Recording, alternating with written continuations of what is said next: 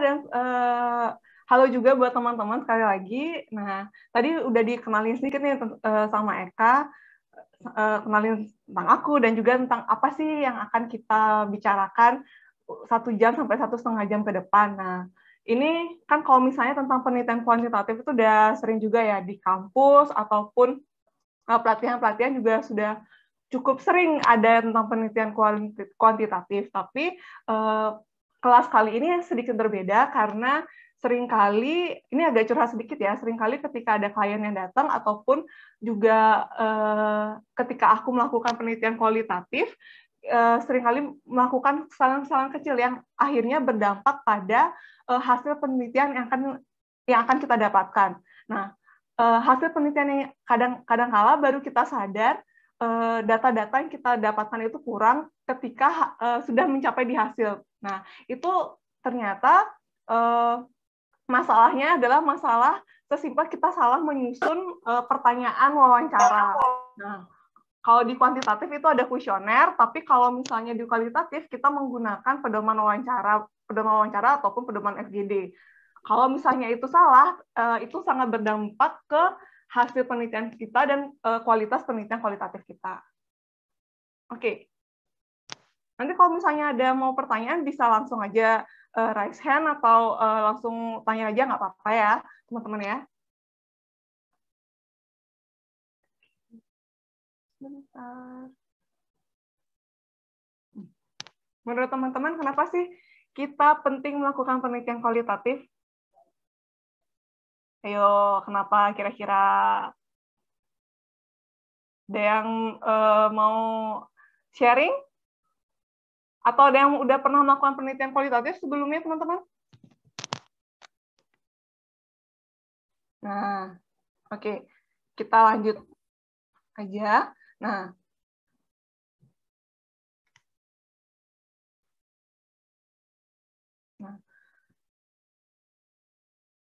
kita melakukan penelitian kualitatif itu ada beberapa manfaatnya. Jadi dari beberapa sumber yang sudah aku baca, pertama kita melakukan penelitian kualitatif untuk memahami perilaku, keyakinan, pendapat, pengalaman, dan emosi dari perspektif informan.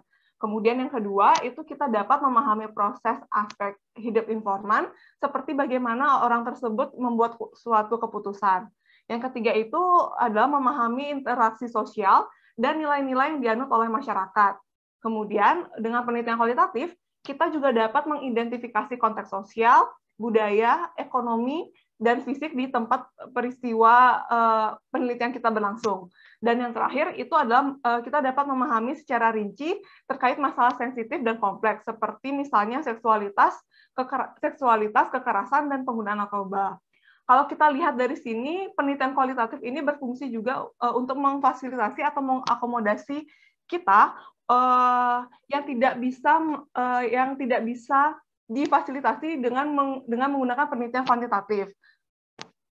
Jadi penelitian ini membantu kita, kan kalau misalnya kuantitatif itu lebih ke angka-angka pasti. Nah, kalau di sini lebih menjawab pengalaman-pengalaman dari informan yang tidak bisa dijabarkan oleh penelitian kuantitatif.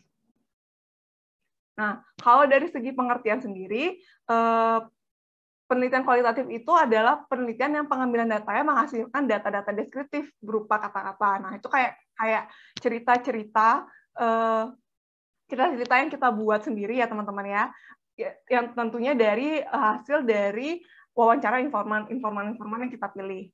Kemudian pendekatan kualitatif ini kita arahkan pada latar dan individu secara holistik atau utuh, sehingga tidak mengisolasi individu ke dalam sebuah variabel atau hipotesis. Nah, ini kalau misalnya di penelitian kuantitatif kita langsung bagi secara variabel gitu. Kalau misalnya kayak tingkat pendidikan SD, SMP, SMA gitu. Nah, kalau di kualitatif lebih ke pengalaman-pengalaman yang terjadi, mungkin apakah ada bedanya gitu, misalnya pengalaman dia SD, SMP, SMA terhadap pengalaman dia tentang kesehatannya dia. Nah, selanjutnya, ketika kita membuat penelitian kualitatif itu semakin mendalam, teliti dan menggali itu lebih dalam, maka hal tersebut bisa meningkatkan kualitas penelitian kualitatif kita. Nah, ini secara singkat perbedaan antara kuantitatif dan kualitatif.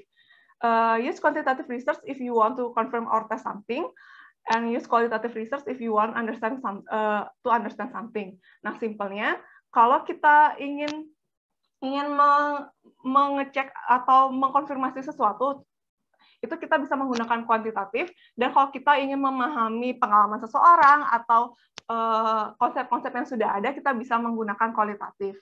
Nah, contohnya itu misalnya kalau kita ingin meneliti hubungan antara orang yang obesitas dengan diabetes mellitus, kita bisa menggunakan kuantitatif. Tapi kalau kita ingin meneliti tentang pengalaman-pengalaman apa saja yang terjadi oleh orang-orang yang obesitas sampai dia bisa menjadi diabetes mellitus, itu kita bisa menggunakan kualitatif. Nah, ini sudut pandang penelitiannya pun sudah berbeda ya teman-teman ya. Nah, sebenarnya penelitian kualitatif itu untuk mendapatkan data kita bisa bagi menjadi 3, yaitu dengan fokus group discussion, wawancara mendalam, dan juga observasi. Tapi karena hari ini kita fokus kepada pengambilan pembuatan instrumen wawancaranya, jadi kita lebih fokus ke FGD dan WM saja ya teman-teman ya. Oke, kita mulai dari pengertian dari FGD dulu. Mungkin teman-teman ada yang udah pernah FGD? Kayaknya sih udah ada yang pernah ya. Pasti udah ada yang pernah di sini. Mungkin nanti kalau misalnya mau sharing pengalamannya, kesulitannya itu boleh banget ya di sini ya teman-teman ya. Jadi FGD itu merupakan salah satu teknik pengumpulan data kualitatif diskusi kelompok yang didesain untuk memperoleh informasi tentang keinginan, kebutuhan, sudut pandang, kepercayaan, dan pengalaman informan tentang suatu topik. Kemudian diskusi ini biasanya dipandu oleh moderator dan dibantu oleh notulen untuk mencatat detail pelaksanaan diskusi. Nah, saran dari aku, kalau misalnya FGD jangan pernah sendiri ya teman-teman, harus ada notulennya. Kenapa? Karena notulensi dalam FGD ataupun interview wawancara mendalam itu sangat membantu kita untuk membuat transkrip wawancara. Jangan sampai ketika sudah melakukan FGD terus kita tidak membuat notulensi, itu akan memakan waktu yang lebih banyak untuk transkrip wawancara, karena kita kayak ngulang dari awal lagi, harus mendengarkan transkrip wawancara dari awal, dan kemudian ngetik ulang lagi, itu membutuhkan waktu yang lama. Tapi ketika kita membuat notulensi yang baik, misalnya langsung diketik di laptop langsung, itu akan lebih memudahkan, dan proses kita membuat transkrip wawancara itu akan lebih cepat, sehingga akan lebih cepat untuk selanjutnya seperti coding dan interpretasi dari hasil penelitian kita.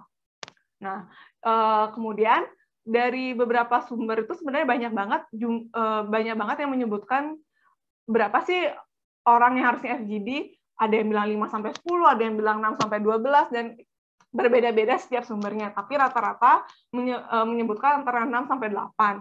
Nah, kalau misalnya kurang dari itu gimana ya? Itu bisa FGD atau enggak ya?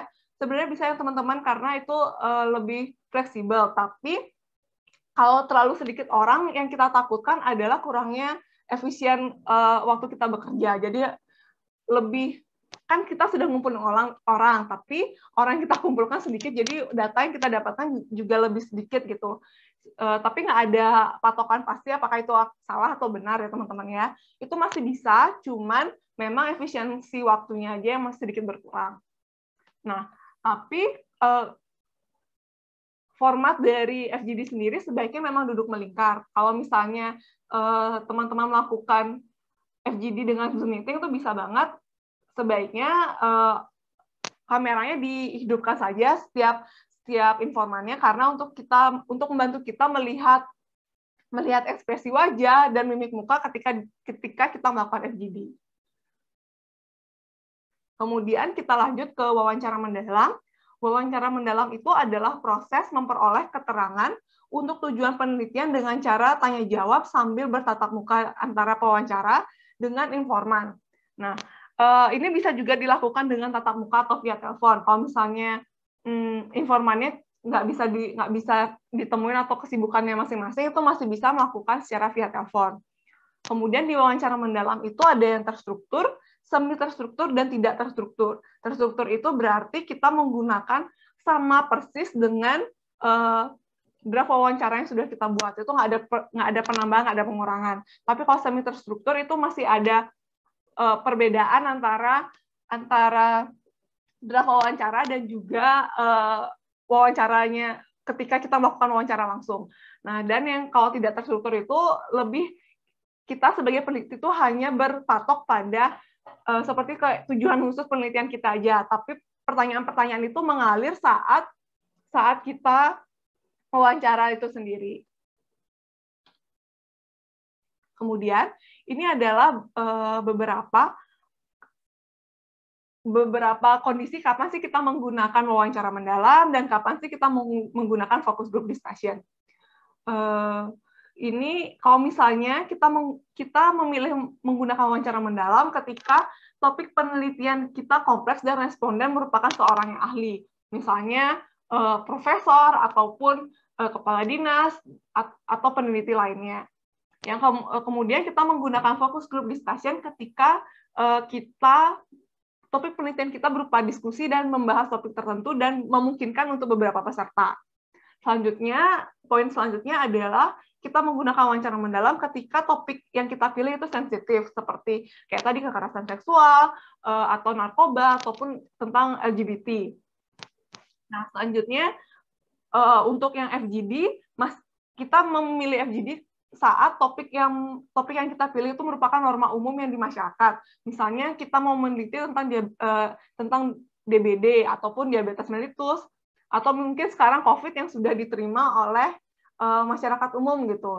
Udah nggak ada stigma lagi ketika orang kena COVID. Nah, mungkin kalau misalnya dulu ada stigma, kalau misalnya ada yang kena COVID terus masyarakat stigma, itu mungkin lebih baik untuk menggunakan wawancara mendalam. Tapi karena sekarang sudah biasa dan hampir semua juga udah pernah kena COVID, itu masih bisa menggunakan FGD. Kemudian poin yang ketiga adalah kita menggunakan wawancara mendalam ketika orang kita wawancara itu memiliki suatu keunikan atau mungkin bertentangan satu sama yang lain. Selanjutnya, kita menggunakan FGD saat orang yang kita wawancarai itu homogen dan kooperatif satu sama lain. Jadi, misalnya kita mau wawancarai tentang pecandu narkoba, itu kan topiknya sensitif, tapi yang kita wawancarai itu ada satu kelompok misalnya 6-8 orang, itu masih memungkinkan kita menggunakan FGD karena orang-orang yang kita wawancarai itu masih homogen. Tapi kalau misalnya kita wawancarai orang-orang yang tidak pakai narkoba, terus salah satunya ada orang yang kena narkoba, kita gabung dalam satu grup tersebut, itu kurang baik untuk dilakukan FGD. Nah, lebih baik satu orang yang pecandu narkoba ini kita gunakan wawancara mendalam, kemudian orang-orang yang lainnya yang homogen yang tidak menggunakan narkoba, kita lakukan FGD. Kemudian poin yang terakhir adalah kita menggunakan wawancara mendalam saat informan yang kita tanya kemungkinan tidak akan memberikan informasi kepada sekelompok orang yang belum mereka ketahui. Kayak tadi misalnya orang yang pecandu narkoba kita gabung dengan orang yang tidak pernah memakai narkoba. Mungkin dia nggak akan berani ngomong apa yang terjadi, apa yang dia dapat narkobanya dari mana, mungkin dia tidak akan berani berbicara di sana karena dia merasa tidak aman dan tidak nyaman. Karena merasa juga ada tekanan sosial kalau dia berbicara jujur di sana. Nah, kalau misalnya kasusnya seperti itu, lebih baik kita menggunakan wawancara mendalam dibandingkan dengan FGD.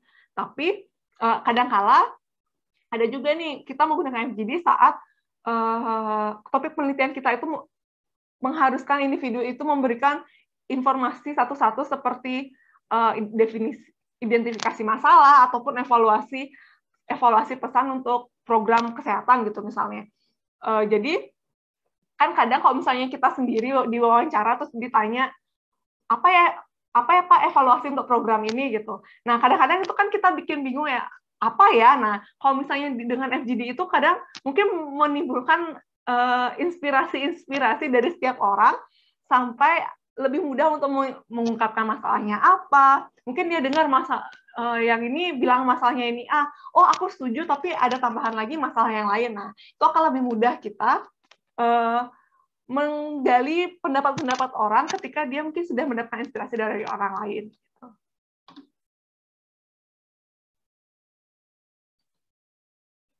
Nah, ini adalah skill dari moderator dan interviewer yang perlu kita punya ketika kita mewawancari seorang. Jadi, yang pertama adalah kontrol jalannya diskusi atau wawancara. Nah, ini juga pernah terjadi, aku juga pernah melakukan kesalahan terkait ini, karena kadang yang kita waktu itu sempat wawancara pecandu narkoba. Mungkin karena terlalu excited dengar ceritanya, malah keikut dengan alur dari informan yang aku wawancarai. Nah, masalahnya adalah ketika aku mendengarkan transkrip wawancara, kok jadi dikit data yang aku dapat, kok aku malah ngikutin alurnya dia. Nah, maka dari itu, kita sebagai moderator ataupun interviewer, itu harus paham alur wawancara kita. Jadi biar nggak keikut dengan cerita dari si informan kita. Kadang-kala mungkin informan lebih suka cerita yang lebar gitu kan, banyak orang yang ceritanya apa, intinya apa, terus ceritanya melebar kemana-mana. Nah, itu harus kita paham kapan kita cut-nya, kapan kita balik lagi ke topik awal. Nah, skill itu yang kita perlu punya. Kemudian, selanjutnya adalah kita perlu paham tentang topik penelitian kita. Dengan kita paham dengan topik, dengan kita memiliki pengetahuan topik yang memadai, kita bisa ikut mengalir pembicaraannya dengan informannya. Kalau misalnya kita nggak paham dengan apa yang kita akan wawancarai, itu akan kayak mungkin bingung gitu ya ketika wawancara dia bilang apa, dia cerita apa, jadi kita akan sulit mengikuti alur wawancara kita sendiri. Kemudian yang ketiga adalah sesuaikan penampilan dengan informan. Kalau misalnya teman-teman ingin mewawancarai kepala dinas, itu jangan sampai pakai baju yang kaos gambarnya yang serem-serem ataupun jeans yang bolong-bolong gitu kan, nggak cocok. Tapi kalau misalnya wawancara dengan masyarakat biasa, tapi teman-teman pakai baju yang jauh banget mewahnya, itu juga akan membuat gap antara kita dan informan. Dengan kita menyesuaikan penampilan kita, itu akan membuat informan itu nyaman berbicara dengan kita. Kemudian kayak tadi kita adalah gunakan notulen, karena notulensi ini sangat penting untuk membantu kita membuat transkrip wawancara.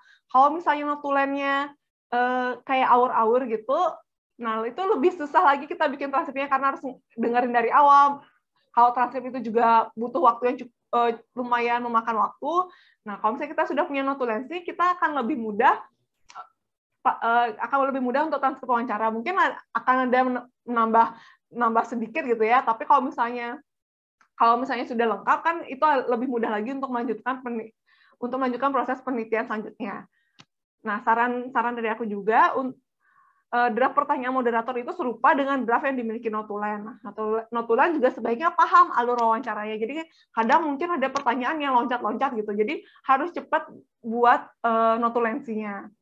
Kemudian skill selanjutnya adalah tidak mudah terdistraksi. Jadi untuk yang tidak mudah terdistraksi ini lebih mudah teman-teman wawancaranya itu di tempat yang lebih nyaman, lebih tenang dibandingkan mungkin di pinggir jalan gitu kan, tiba-tiba ada motor lewat, terus teman-teman ikut ke distraksi. Nah, jadi apa yang dibicarakan oleh informan tiba-tiba sekelebat hilang gitu kan. Nah, itu yang perlu kita pahami. Kemudian kita perlu paham juga dengan alur pertanyaan kita. Kalau misalnya kita bingung dengan alur pertanyaan kita, itu bisa membuat kadang-kadang kita lupa menanyakan apa pertanyaan-pertanyaan penting dari penelitian kita. Nah, kadang-kadang itu malah membuat kita baru sadar setelah bikin hasil, kok yang ini belum ditanyain ya, gitu. Nah, makanya sebelum kita wawancara itu harus dibaca-baca juga pedoman wawancara yang kita sudah buat. Kemudian ciptakan lingkungan yang hangat dan ramah, karena dengan lingkungan yang hangat dan ramah, si informan itu lebih nyaman untuk berbicara dengan kita. Ciptakan lingkungan yang hangat dan ramah itu juga bisa dilakukan dengan misalnya kita paham dengan bahasa daerah yang dia biasa gunakan, itu juga membuat kayak ice breaking dengan informan. Karena ini pernah pengalaman juga ketika aku wawancara dengan seorang yang dia cuma bisa bahasa Bali, dan sedangkan aku nggak bisa bahasa Bali yang benar-benar yang bahasa Bali yang dia pahami gitu, karena lebih sering menggunakan bahasa Indonesia. Nah, ketika wawancara, dan itu wawancaranya itu via telepon, apa yang aku maksud itu tidak tersampaikan dengan dia. Jadinya dia langsung kayak menolak pertanyaan-pertanyaanku karena mungkin dia merasa tidak nyaman, dan mungkin karena aku juga tidak paham menggunakan bahasa Bali, dia juga lebih kayak merasa aku kayak menjudge dia, jadi dia merasa tidak nyaman untuk menceritakan pengalaman-pengalamannya dia. Tapi ketika orang lain menggunakan bahasa Bali, wawancara menggunakan bahasa Bali, dia lebih menceritakan apa yang pengalamannya dia, karena dia lebih paham dengan bahasa Bali. Jadi dia merasa kayak setara gitu antara pewawancara dan informannya. Kemudian kita juga perlu memiliki cara untuk perkenalan dengan lancar dan cepat. Jadi dengan cara mengucapkan selamat datang dan apa sih tujuan wawancaranya dari kita. Kemudian aturan mungkin selama wawancara berlangsung, apakah bagaimana cara kita informan ingin mengutarakan pendapat, itu juga disampaikan di awal, dan kemudian baru masuk ke pertanyaan wawancara. Jadi nggak langsung ujuk-ujuk ke pertanyaan wawancara langsung ya teman-teman ya. Nah, skill selanjutnya adalah mendengar aktif, di mana kita perlu dalam wawancara itu mendengar 90% dan berbicara 10%. Tujuan kita penelitian ini adalah mendapatkan informasi sebanyak-banyaknya dari informan. Maka dari itu jangan sampai kita kebawa suasana ingin menceritakan, mungkin kita tanyain tentang pengetahuannya dia, tapi karena kita paham tentang apa yang kita wawancarai, jadi secara nggak sadar kita malah menggurui dia. Nah, itu juga nggak boleh. Maka dari itu apapun yang informasikan oleh informan kita terima saja sebagai data wawancara. Kemudian yang terakhir adalah kontrol reaksi jawaban informan. Mungkin kadang-kala itu pas kita wawancara ada jawaban-jawaban informan yang kita tidak ekspektasi gitu. Nah, ekspresi kita itu perlu kadang-kadang kita mengeluarkan ekspresi yang tidak mungkin terlalu kaget ataupun terlalu kok bisa gitu. Nah, itu nggak boleh. Jadi kita harus tetap biasa aja, apapun jawaban yang dia sampaikan tuh kita harus usahakan untuk biasa aja, karena dengan itu biar mereka lebih tidak merasa didiskriminasi atau distigma dengan ekspresi-ekspresi yang mungkin kita tidak sadar. Yang terakhir adalah probing. Nah, ini probing akan aku infokan di slide terakhir. Oke. Nah, senjata FGD wawancara mendalam itu adalah pedoman atau pertanyaan wawancara. Nah, kalau misalnya kayak tentara gitu, tadi kita sudah punya skill-nya, kita sudah punya badan tentara kita, tapi kita butuh senjata untuk ngelawan musuh gitu. Nah, kalau di sini kita butuh senjata untuk mendapatkan informasi. Maka dari itu senjatanya kita adalah pedoman atau pertanyaan wawancara. Karena pedoman wawancara itu merupakan kompas dari penelitian kita atau petunjuk peneliti dalam melaksanakan penelitian. Oke. Nah, ini menurut Mary De Souza, jadi dia mengatakan bahwa kalau misalnya kita menyusun pertanyaan itu adalah skill yang fundamental atau fondasi kita untuk melaksanakan penelitian. Nah, dengan kita menyusun pertanyaan yang baik, itu akan membantu, itu merupakan langkah awal dan langkah yang sangat penting setiap proyek penelitian kita. Nah, pertanyaan-pertanyaan ini akan membantu kita untuk meng-guidance atau menuntun kita agar membuat penelitian kita lebih memiliki kualitas yang baik. Nah, oke, kita lanjut masuk ke pertanyaan penelitian.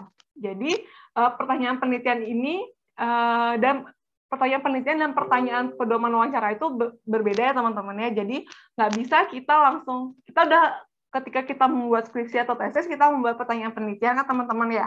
Nah, nggak bisa kita langsung pakai pertanyaan penelitian itu langsung kasih ke responden atau informan kita. Karena responden atau informan kita tidak akan memberikan jawaban langsung atas pertanyaan penelitian. Kan pertanyaan penelitian kita bisa cuma 1 atau 2. Itu tidak akan bisa komprehensif dia jawab dan menghasilkan sebagai penelitian kita. Nah, maka dari itu, tugas dari peneliti itu untuk merumuskan pertanyaan yang tepat, konkret, dan mudah disampaikan kepada informan. Selain itu, peneliti juga bertugas sebagai mengumpulkan, mengevaluasi, dan membandingkan semua tanggapan informan. Ketika misalnya setiap wawancara mungkin perlu kita evaluasi nih, kira-kira apakah pertanyaan kita sudah cukup mengakomodir semua pertanyaan penelitian kita atau tidak. Karena tujuan akhir dari penelitian kualitatif ini adalah menafsirkan jawaban informan untuk menjawab pertanyaan penelitian yang sudah ditentukan. Oke, dari tadi kita sudah berbicara tentang penelitian kualitatif, kemudian kita masuk lebih khusus lagi ke FGD dan WM, kemudian gimana sih cara membuat draft pertanyaan wawancara yang efektif. Oke, yang pertama itu kita pilih beberapa keywords pada topik penelitian kita. Merumuskan beberapa pertanyaan berdasarkan keyword yang sudah kita tentukan. Nah, keywords ini itu tergambar dari tujuan khusus teman-teman. Jadi dari pertama teman-teman memilih topik. Nah, kemudian kita baca-baca segala macam literatur. Nah, kita tarik beberapa keywords yang menurut teman-teman itu berhubungan dengan topik penelitian teman-teman. Nah, itu kita tarik menjadi tujuan khusus kita. Kemudian dari tujuan khusus itu kita breakdown lagi menjadi pertanyaan-pertanyaan yang akan kita sampaikan ke informan. Kemudian setelah kita mendapatkan beberapa pertanyaan, kita perlu untuk menghapus atau memilih pertanyaan yang tidak relevan dan atau berulang. Kadang-kadang saat kita membuat mungkin bahasanya berbeda, tapi sebenarnya ketika kita sampaikan itu maksudnya kita itu sama aja. Nah, itu kita perlu menyempurnakan pertanyaan lagi. Kemudian hapus atau tulis ulang yes or no question. Jadi yes or no question ini ketika misalnya ada di dalam draft wawancara kita, sebaiknya kita ganti pertanyaannya atau menghapus pertanyaan yes or no question itu. Yang selanjutnya adalah hapus atau tulis ulang pertanyaan yang tidak memungkinkan dari segi waktu untuk dijawab informan. Misalnya kita FGD, tapi pertanyaan kita adalah pengalaman dari dia kecil sampai dia dewasa, itu kan mau habiskan banyak waktu. Nah, itu sebaiknya tidak perlu ditanyakan teman-teman, karena mungkin atau kita ganti bahasanya dengan bahasa yang lebih spesifik lagi. Kemudian kita juga perlu memperhatikan tempat wawancara yang kita lakukan. Pertanyaan juga bisa menyesuaikan tempat peneliti melakukan wawancara dengan informan. Jadi, kalau misalnya kita wawancaranya dengan topik penelitian kita itu sensitif, tapi kita memilih tempat wawancara yang terbuka gitu kan, mungkin itu memungkinkan, itu tidak bisa jadi membuat informan nggak nyaman dengan menjawab pertanyaan kita. Itu bisa mungkin bahasanya kita ganti atau tempat wawancara kita pilih di tempat yang lain. Dan yang terakhir adalah pertanyaan bersifat terbuka, bebas dari diskriminasi, tidak menyinggung, mudah dipahami oleh informan, dan bukan retorika atau pertanyaan yang sudah pasti jawabannya. Misalnya, apakah matahari terbit dari timur gitu kan, sudah pasti jawabannya itu jangan seperti itu. Oke. Ini adalah gambar dari gambar dari draft pertanyaan kita. Nah, jadi yang ini teman-teman, yang lingkaran ini adalah draft wawancara kita. Makin lama itu makin mengkerucut. Jadi awal dari itu pertanyaannya lebih umum, semakin mengkhusus sampai menjawab pertanyaan dari pertanyaan penelitian kita.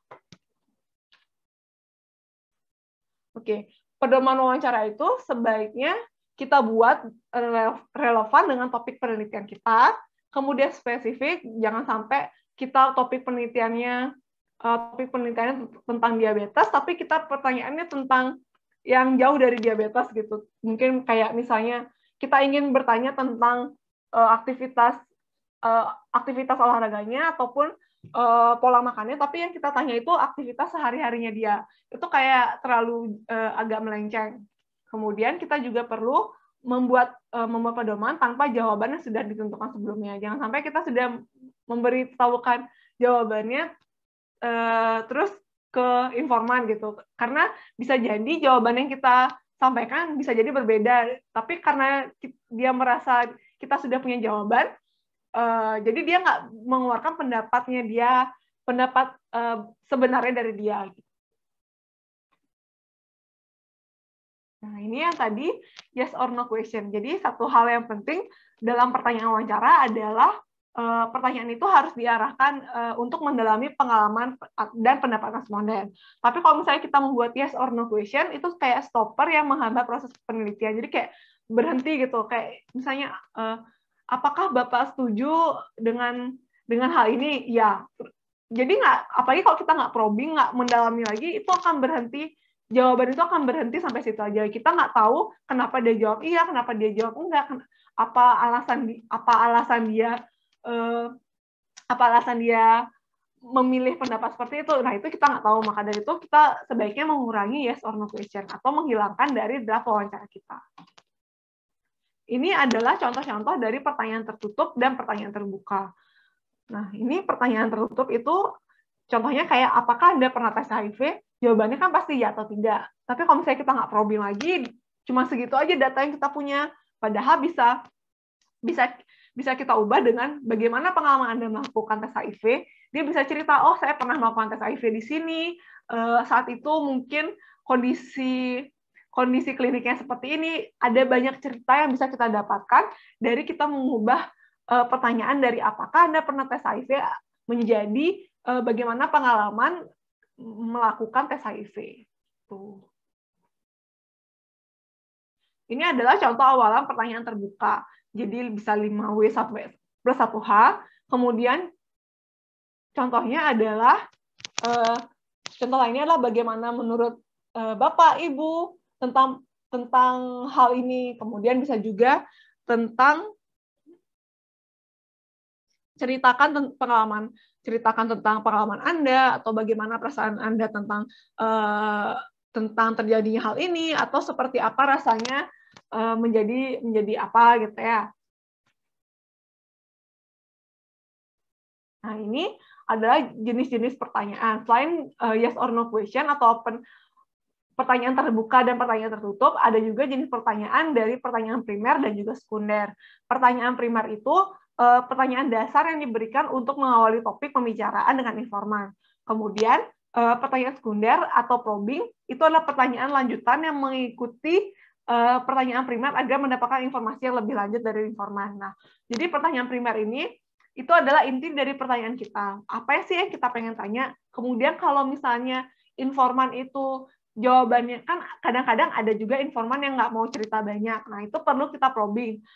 Itu adalah pertanyaan-pertanyaan lanjutan yang mengikuti pertanyaan inti yang kita ingin tanyakan. Nah, probing ini bisa teman-teman tuliskan dalam draft wawancara atau mengalir saat wawancara terjadi. Itu jadi kayak sangat tergantung situasi dan kondisi saat teman-teman mengambil data ya. Jadi yang pertama itu, nah ini ada 7 jenis. Ini nggak perlu dihafal, cuman ini kayak inspirasi teman-teman kira-kira saat wawancara itu misalnya si informan diem, nggak menjawab terlalu banyak, ini adalah suatu inspirasi teman-teman agar dia bisa bercerita lebih banyak lagi. Itu yang pertama adalah nudging prompts, di mana itu memberikan respon berupa kata atau frasa yang digunakan apabila jawaban informan terpotong. Misalnya kayak tiba-tiba dia kayak berhenti tapi enggak. Nah, teman-teman bisa menjawab, bisa bertanya lagi, lalu gimana ya Pak? Kayak gitu. Kemudian yang kedua adalah clearing house probe. Jadi itu adalah kalimat yang diberikan untuk meminta konfirmasi kepada informan jika ada hal yang ingin disampaikan. Misalnya sebelum pindah ke topik lain, apa ada yang teman-teman ingin tambahkan? Kayak gitu. Jadi kayak misalnya kita mau ganti topik itu dari A ke B, tapi mungkin siapa tahu ada yang mau tambahan, itu kadang-kadang kalau di FGD juga ada yang akhirnya nambah lagi cerita, itu juga bisa dipakai ini. Yang ketiga adalah silent prompts. Jadi ini respon lebih menggunakan bahasa nonverbal. Jadi lebih kayak anggukan, atau mungkin persilakan dengan tangan, atau mungkin cuma sekedar oh aja gitu. Dengan harapan si informan itu bisa melanjutkan cerita dari yang dia sampaikan. Kemudian yang keempat adalah informational prompts atau pernyataan untuk meminta kejelasan terhadap informasi yang dangkal dan membingungkan. Misalnya kita bingung tentang cerita dia tentang topik sebelumnya. Nah, itu bisa menggunakan coba ceritakan lebih lanjut mengenai hal tersebut. Nah, itu biar lebih paham lagi apa yang dia ceritakan. Nah, yang selanjutnya adalah reflective probes. Ini adalah kalimat tanya yang berupa pengertian yang sudah disampaikan informan sendiri. Jadi misalnya informan sudah menceritakan maksud cerita, sudah menceritakan pengalamannya dia, tapi mungkin kita ingin memastikan lagi, kayak mengkonfirmasi apakah itu yang dia maksud.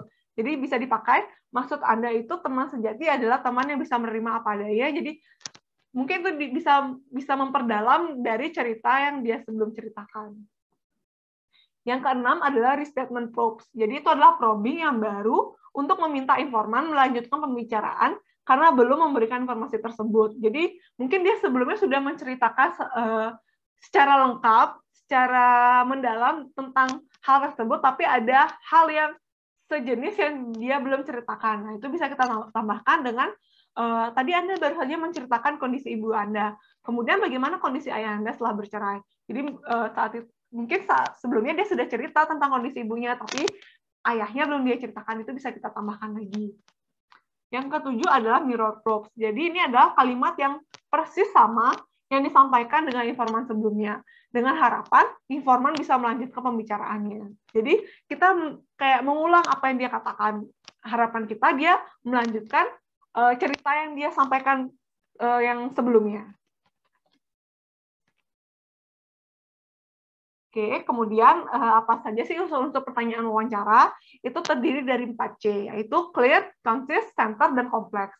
Clear itu adalah jelas, jadi kita membuat pertanyaan itu jelas maksudnya, tidak ambigu.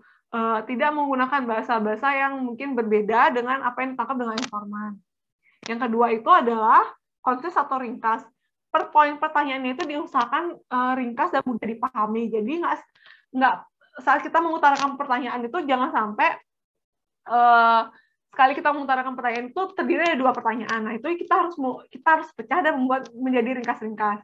Karena kalau misalnya di dalam per poin itu kita membuat panjang dan ternyata itu mengandung 2 pertanyaan, itu kadang-kadang kita hanya mendapatkan informasi satu pertanyaan aja.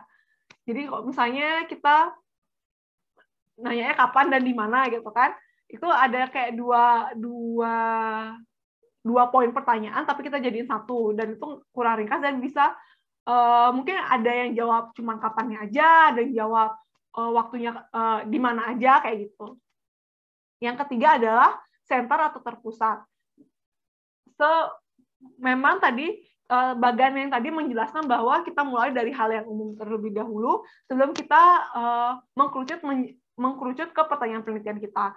Tapi walaupun lebih ke umum, tetap pusat dari kita adalah jangan sampai terlalu menjauh dari pertanyaan penelitian kita, jangan sampai terlalu melebar gitu ya, sampai nggak nyambung antara pertanyaan wawancara kita dan pertanyaan penelitian. Dan yang kompleks ini maksudnya adalah satu kesatuan pertanyaan wawancara kita merupakan hal yang kompleks, jadi nggak cuma satu dari pertanyaan penelitian, tapi hal yang poin-poinnya yang banyak dan akhirnya menjawab pertanyaan penelitian kita. Nah, dari tadi kita sudah membahas bagaimana cara kita membuat instrumen pertanyaan, tapi kita nggak tahu nih di mana sih nyari pertanyaan, di mana sih kita caranya buat pertanyaan gitu. Nah, ini adalah inspirasi-inspirasi teman-teman yang bisa kalian tempat yang bisa kalian cari untuk mencari pertanyaan wawancara. Yang pertama adalah materi publikasi, misalnya entah itu buku atau jurnal-jurnal atau laporan-laporan kayak laporan Diskesdas atau laporan dari BKKBN dan lain-lain. Kemudian pengalaman pribadi, misalnya teman-teman pernah kena COVID gitu, terus teman-teman ingin meneliti tentang COVID, nah itu teman-teman udah punya pengalaman, itu juga bisa dipakai bisa juga dipakai pada topik penelitian teman-teman. Selanjutnya adalah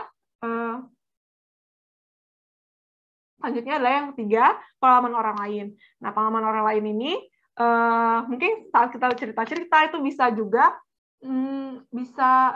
menjadi bahan kita untuk membuat pertanyaan wawancara. Yang keempat adalah diskusi dengan para ahli, dan yang kelima adalah teori dan landasan. Jadi memang sebaiknya ketika teman-teman membuat skripsi atau tesis, pertanyaan-pertanyaan itu berdasarkan dari teori yang sudah ada dan teman-teman modifikasi untuk menjadi kayak tadi keywords yang teman-teman butuhkan untuk membuat pertanyaan penelitian. Oke.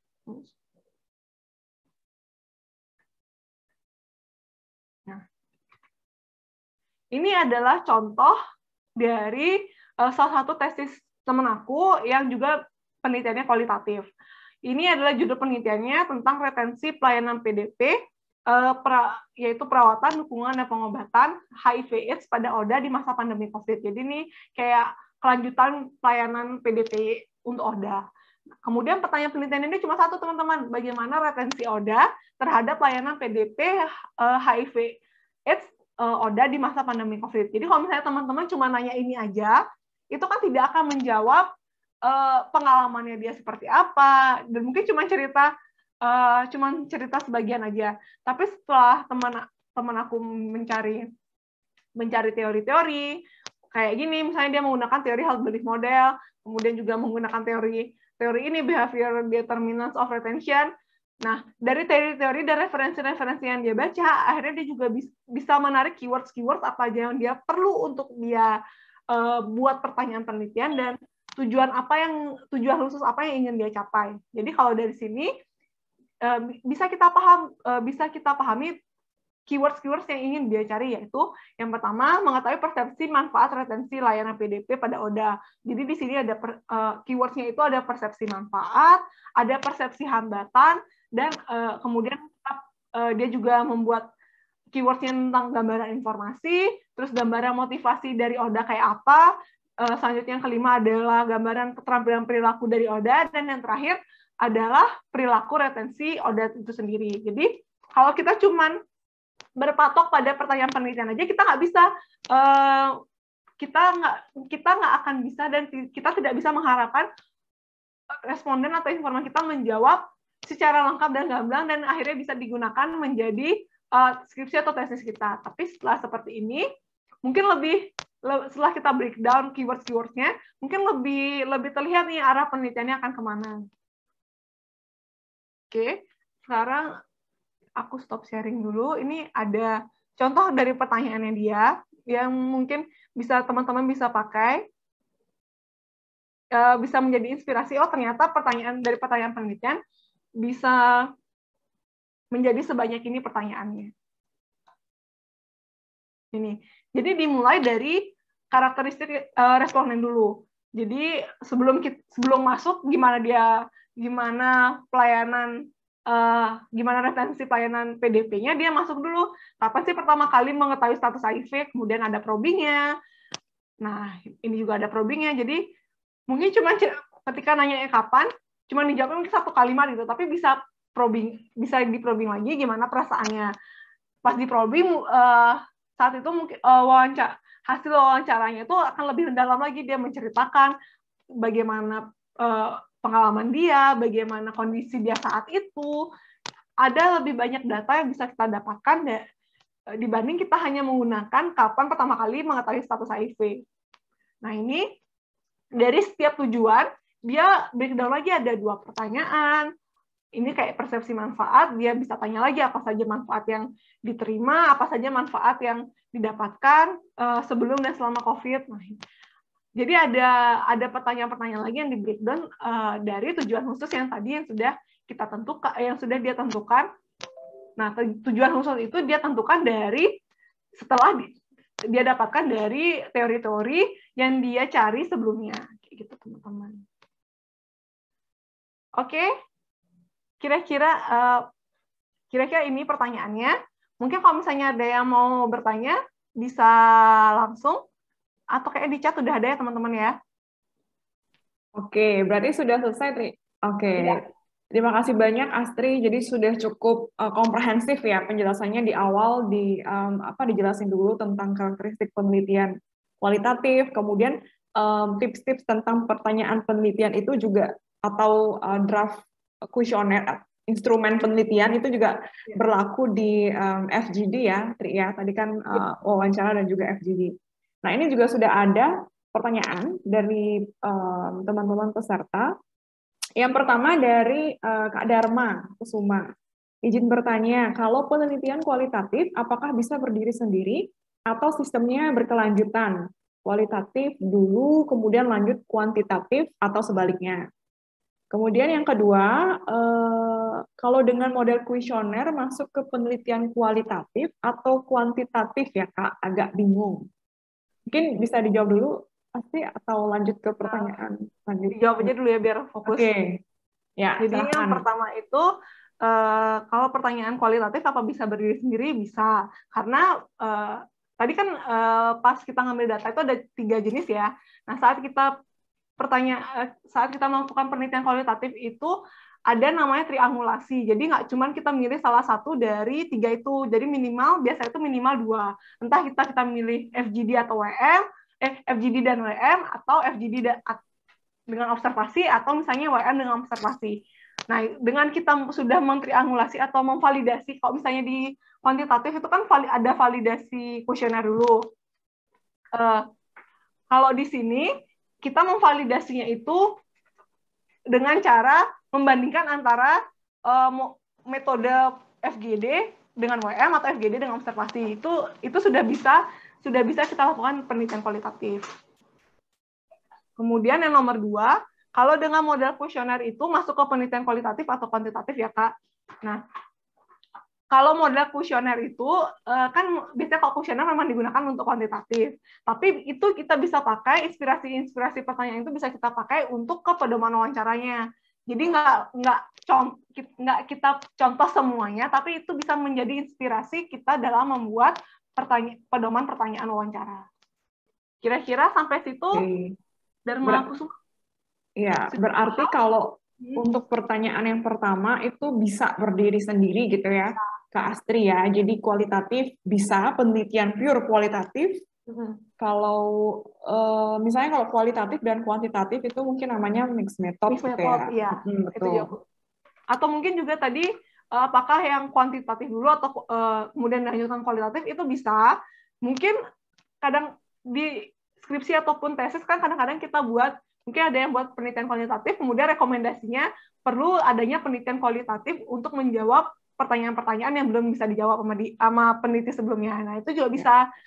Tapi, peneliti ini kan nggak bisa menjawab semua hal ya. Jadi ada aspek-aspek yang melalui tujuan nih khusus yang kita buat, itu ada aspek-aspek yang bisa kita jawab. Dan yang tidak bisa kita jawab, kita lanjutkan dengan penelitian selanjutnya. Kayak gitu. Iya. Oke. Siap. Kalau untuk yang pertanyaan kedua, berarti kalau kuesioner biasanya masuk ke penelitian kuantitatif ya, Kak Astri tadi bilang ya. Karena jawabannya secara umum memang pilihan gitu, dan memang bisa dianalisis menggunakan beberapa metode. Dan jawabannya tidak bisa dikembangkan gitu kayak. Jadi kalau misalnya kan kalau kuantitatif itu kan kalaupun dia ada pilihan itu kan skala ya, tapi kita tidak bisa mendalami pengalaman dia kenapa sih dia menjawab itu gitu. Oke. Makanya kita bisa mungkin inspirasinya bisa dari kuesioner, tapi kita ubah lagi menjadi pedoman wawancara agar lebih mendalami pengalaman dari informan. Oke, terima kasih Kak Astri. Untuk Kak Dharma, untuk pertanyaan yang 2 ini apakah sudah jelas atau ada follow up question-nya atau misalnya pertanyaan lanjutan? Oke. Oh ya, di bawahnya satu lagi ya, mungkin sebelum Kak Edi. Susunan pertanyaan apakah bisa dibalik pertanyaan penelitian dulu baru dilebarkan ya Kak? Jadi gini, kan secara gini kita mencari informan yang belum kita kenal gitu kan.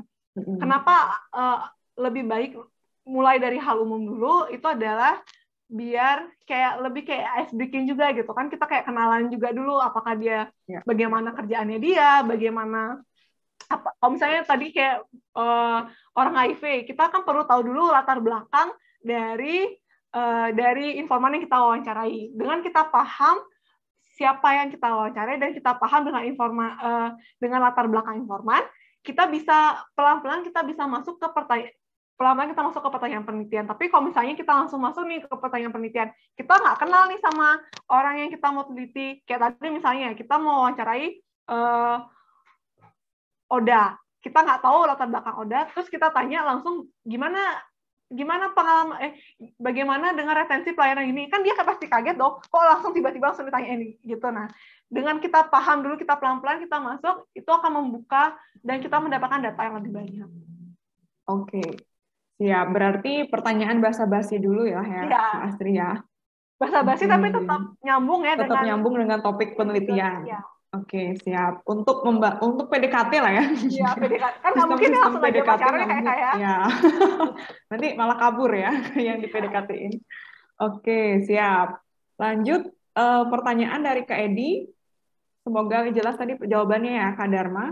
Untuk pertanyaan dari Kak Edi, seberapa boleh kita nge-leader saat FGD atau WM? Nah,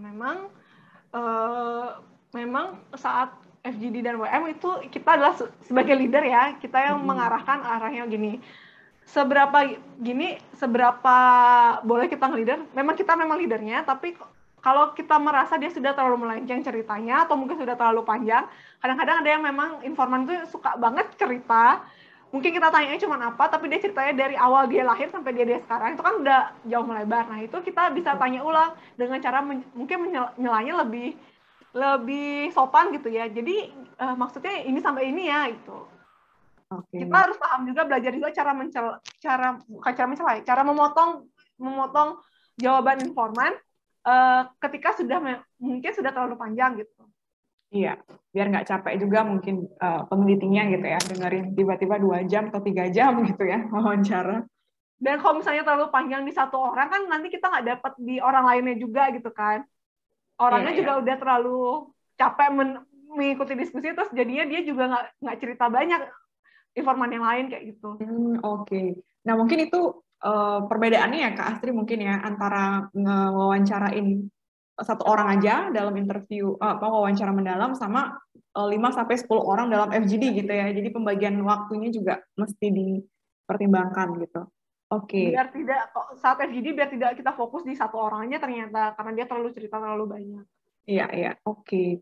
Berarti jawabannya dari pertanyaan Kak Edi ya memang harusnya memang peneliti yang ngelit ke arah mana gitu ya. Informasi-informasi yang akan diberikan, tapi mungkin juga memperlihatkan bagaimana sih situasi dan kondisi yang di sekitar gitu. Oke, next dari Kak Novita.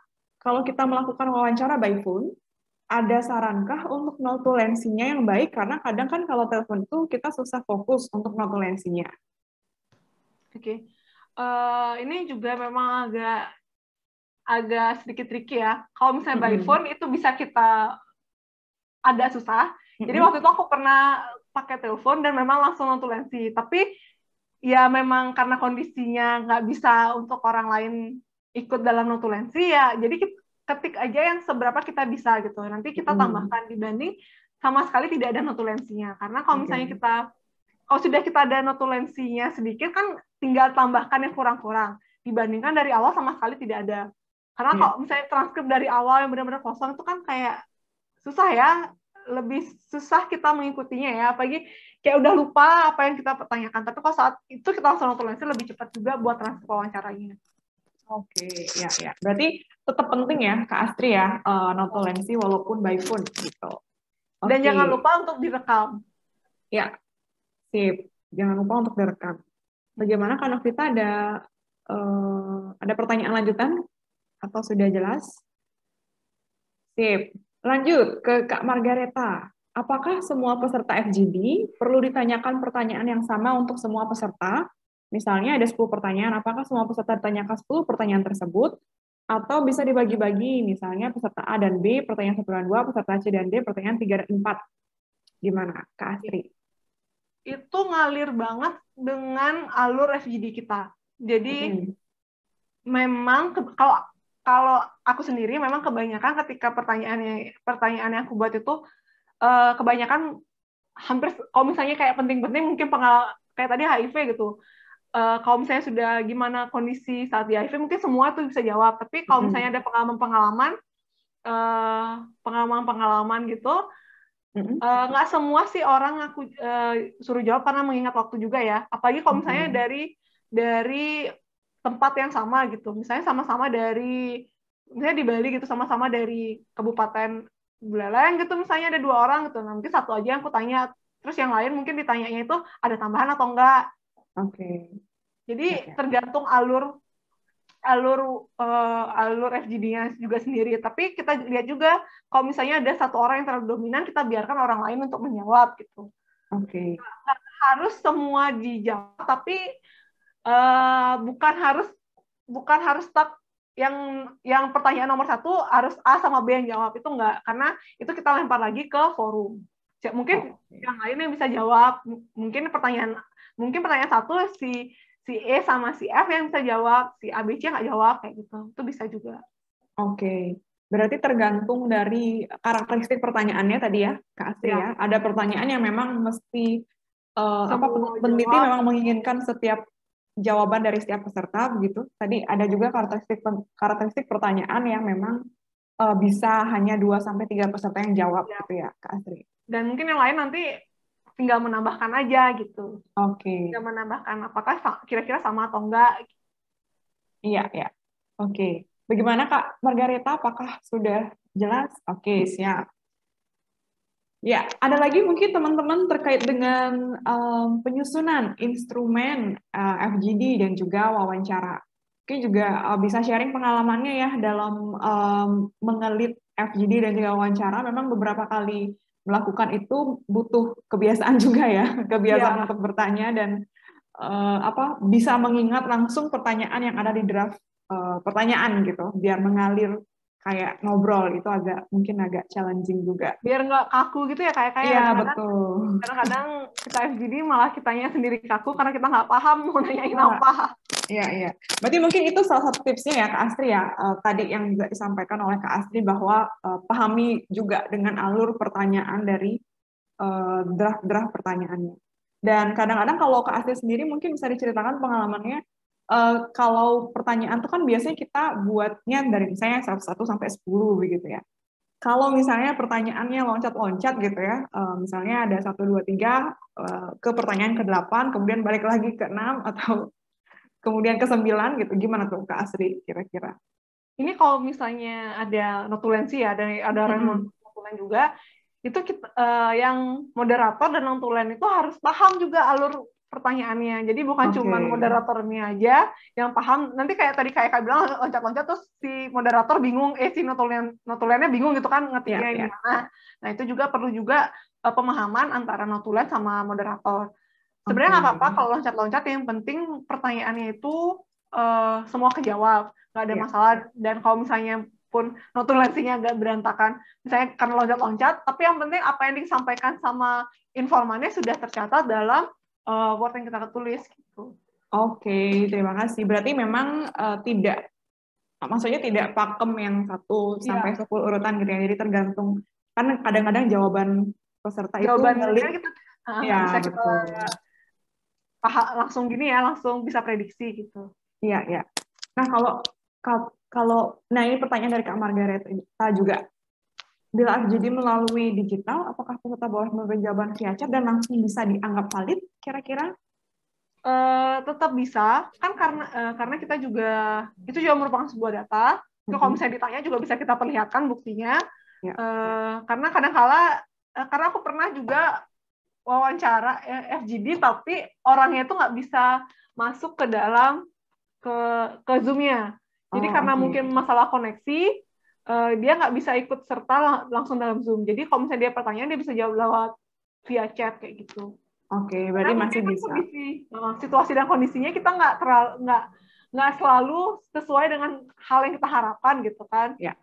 Mungkin ada hal-hal yang tidak tidak terkontrol, tapi nggak apa-apa. Yang penting data yang itu kita bisa dapatkan. Oke. Ya, Nah, ini katanya Kak Margareta mengalami hal ini FGD dengan remaja melalui Zoom gitu.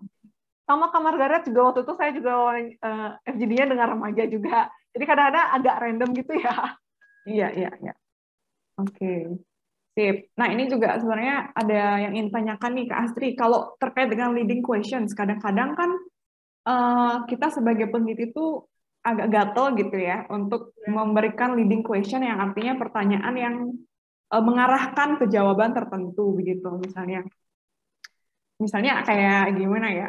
Menurut Oke, menurut Anda bagaimana sih perasaannya? Pasti seneng dong. Misalnya kayak gitu, itu kan leading question atau pertanyaan yang mengarahkan gitu ya peneliti. Gimana menurut Kak Astri untuk mengontrol atau handle kegatelan peneliti itu gitu? Itu kayak skill yang kayak perlu latihan gitu, Kak. Jadi nggak bisa langsung sekali, nggak bisa mungkin langsung sekali langsung bagus hasil wawancara tuh, kayak semua hal itu butuh dilatih gitu. Kalau misalnya sadar, kalau misalnya mungkin pas wawancara pertama sadar seperti itu, ya kita evaluasi, tidak lakukan itu di wawancara selanjutnya.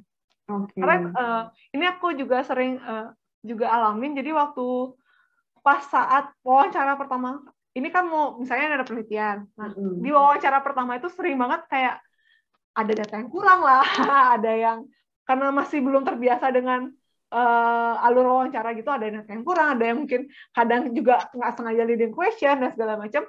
Tapi akhirnya dievaluasi ke wawancara selanjutnya itu bisa lebih mengalir, lebih baik juga hasil yang didapatkan dibandingkan yang wawancara pertama. Jadi nggak apa-apa kalau misalnya kita nggak apa-apa juga kalau misalnya ada masih yang salah dari kita, yang namanya juga terus belajar. Tapi kalau misalnya semakin lama diasah, aku rasa pasti akan semakin baik hasilnya. Oke, berarti hasil dari wawancara sebelumnya atau FGD sebelumnya juga bisa jadi bahan evaluasi dan refleksi untuk kita tahu gitu ya bagaimana cara kita bertanya gitu sebelumnya. Oke. Itu juga bahan refleksi sih. Iya, siap. Gimana teman-teman, adakah lagi pertanyaan, pernyataan mungkin juga atau pengalaman atau sharing yang masih ingin disampaikan atau membingungkan gitu mungkin ya? Karena kadang-kadang kualitatif ini memang trikinya peneliti adalah salah satu alat instrumen penelitian itu sendiri gitu ya. Jadi itu kenapa sebenarnya cukup dikit penelitian kualitatif dibandingkan kuantitatif ya, karena emang kompleksitas dan kemampuan soft skill yang dibutuhkan. Skill menulis dan wawancara sangat diperlukan saat itu. Oke, iya. Ada lagi teman-teman yang lain mungkin kalau misalnya sudah oke, bisa kasih emoticon mungkin atau bisa di chat juga. Jadi nanti kita akan share materi kita dan juga mohon mengisi form feedback ke kita juga biar kita juga tahu kira-kira topik apa yang akan nanti kita akan bahas. Dan dalam link tersebut juga kami akan provide sertifikat untuk teman-teman setelah mengikuti kegiatan ini begitu ya. Nah, pengisian link feedback ini penting, jadi kita akan mengirimkan materi melalui email yang teman-teman daftarkan melalui link ini gitu. Jadi jangan sampai ketinggalan untuk mengisi linknya. Tunggu, saya akan coba untuk mengirimkan link absennya dulu. Jadi sebelum saya tutup sesi kita kali ini, mungkin Kak Astri boleh memberikan closing statement gitu atau mungkin pencerahan terkait dengan topik kita pada sore hari ini. Oke, kalau pencerahannya itu closing statement-nya itu lebih ke nggak usah takut mau milih penelitian kuanti atau kualitatif, semua ada kelebihan dan kekurangannya masing-masing. Yang penting harus sebelum kita menentukan arah penelitian kita harus banyak referensi, banyak baca dulu teman-teman. Jadi jangan langsung kayaknya gampangan kualitatif, tapi kita kurang baca, jadinya hasilnya pun kurang bagus gitu. Atau mungkin pengen kuantitatif, karena kita kurang referensi dan segala macam, itu juga hasilnya bagus. Jadi apapun pilihan teman-teman, tetap awal mulanya adalah baca referensi yang banyak dulu. Oke, berarti sebelum melakukan penelitian kualitatif juga perlu membaca referensi ya, Kak Astri ya. Oke. Oh ya, tadi tambahan dikit Kak, kan tadi ada yang wawancara yang struktur, terstruktur, dan tidak terstruktur gitu kan. Yeah. Nah, jangan sampai teman-teman karena merasa ini kan kualitatif, ya udah aku nggak usah buat pedoman wawancara gitu kan, karena kan tadi ada yang bilang nih ada wawancara yang tidak terstruktur. Kalau buat aku penelitian itu adalah juga suatu skill ya. Jadi kalau misalnya memang misalnya masih awam dan masih gini, lebih baik kita membuat draft wawancara dulu agar menghasilkan hasil penelitian yang baik, kualitas penelitian yang baik. Oke, berarti apapun jenis tipe wawancaranya itu memang mesti buat draft pertanyaan gitu ya, Iya. Astri ya. Oke. Walaupun mungkin Apalagi yang untuk yang awam gitu ya, yang jam terbangnya masih sedikit gitu. Memang jauh lebih baik menggunakan draft wawancara. Oke. Tapi ini kayaknya udah mau closing, tapi ada pertanyaan ya. Tapi ada pertanyaan nih Kak Asri, kalau misalnya yang tidak terstruktur, itu kan maksudnya beda dengan semi dan juga terstruktur gitu ya. Ada nggak contoh penelitian yang biasanya menggunakan tidak terstruktur itu kayak gimana sih Kak? Gitu. Contoh penelitian itu sebenarnya di mana aja bisa ya. Karena kita walaupun kita memasukkan ke jurnal kan kita tidak melampirkan draft wawancara, tidak melampirkan draft pedomannya. Tapi draft pertanyaan ini akan membantu kita kalau misalnya kita nggak punya itu, kemungkinan kita akan bingung sendiri apa sih yang kita mau tanya gitu. Jadi sebenarnya nggak ada hal yang wajib, skripsi atau tesis pun kita nggak lampirkan draft pedomannya juga sebenarnya nggak apa-apa. Tapi itu kayak bekal kita gitu loh untuk turun ke lapangan. Oh ya. Oke, siap. Oke, baiklah. Karena sudah 1 jam lebih 15 gitu ya kita di sesi ini. Terima kasih banyak sekali lagi buat teman-teman dan juga Kak Astri. Terima kasih banyak sudah memberikan atau sharing pengalamannya dan juga tips-tipsnya terkait dengan menyusun instrumen FGD dan wawancara. Semoga setelah ini teman-teman bisa punya gambaran gitu ya, setidaknya dalam menyusun pertanyaan-pertanyaan kualitatif. Karena juga refleksi dari kami di Mandala Data dalam menerima konsultasi kualitatif, memang kadang-kadang walaupun ada jawaban dari pertanyaan penelitian tersebut, atau dari pertanyaan penelitian di draft pedoman wawancara dan FGD, tapi sayangnya tidak semua jawaban itu bisa dianalisis begitu. Jadi sangat penting banget untuk memastikan pertanyaan-pertanyaan FGD dan wawancara itu menjawab pertanyaan penelitian teman-teman di tesis maupun di proposal. Dan semoga kelanjutan dari ini kita akan juga mengadakan kelas-kelas lanjutannya begitu ya, tentunya di setiap bulannya. Jadi stay tune terus untuk melihat updatean dari kami dari Mandala Data, baik itu melalui Instagram di Mandala Data ataupun di YouTube kami di Mandala Data. Jika teman-teman masih bingung terkait dengan perbedaan penelitian kualitatif maupun kuantitatif, kita juga sudah ada kelasnya, itu bisa cari di YouTube kita di Mandala Data. Termasuk juga tentang penelitian kualitatif, kita sudah membahas 2 jenis penelitian kualitatif atau 2 sesi tentang penelitian kualitatif. Jadi itu juga bisa menjadi pelengkap gitu ya, pelengkap dalam teman-teman memahami bagaimana sih sudut pandang penelitian kualitatif yang berbeda dengan kuantitatif, dan itu bisa diakses free atau gratis di YouTube Mandala Data gitu. Jadi bisa ditonton dimanapun berada dan kapanpun gitu ya. Oke, sekali lagi terima kasih banyak. Jangan lupa untuk mengisi form feedback dan sampai jumpa di kelas-kelas Mandala selanjutnya. Terima kasih teman-teman, selamat sore, selamat weekend, selamat beristirahat di hari Jumat. Kak Astri, terima kasih banyak, selamat menikmati hari Jumatnya. Terima kasih Kak Astri, Kak Eka. Terima kasih Kak Margaret, selamat sore.